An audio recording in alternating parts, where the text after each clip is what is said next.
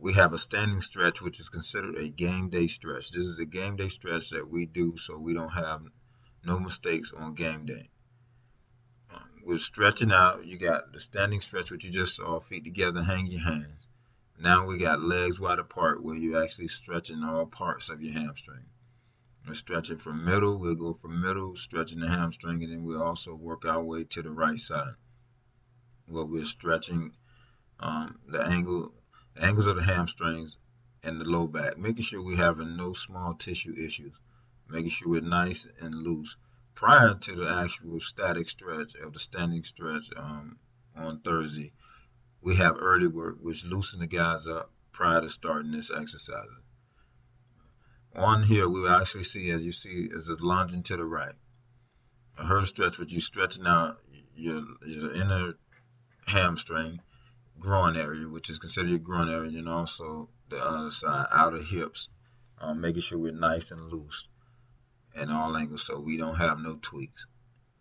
After the lateral lunge, we also go into a Saigon squat. Saigon squat motion where heels should be flat on the ground, pushing out on the inner thighs of your hips. Make sure you're stretching out your groin.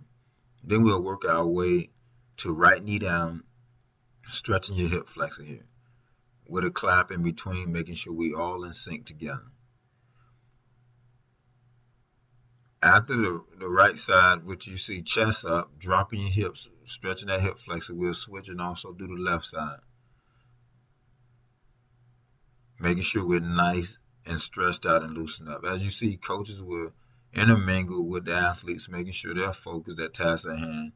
Kind of a relaxed atmosphere, just making sure everybody upbeat and into the practice. We want to be quick on our feet.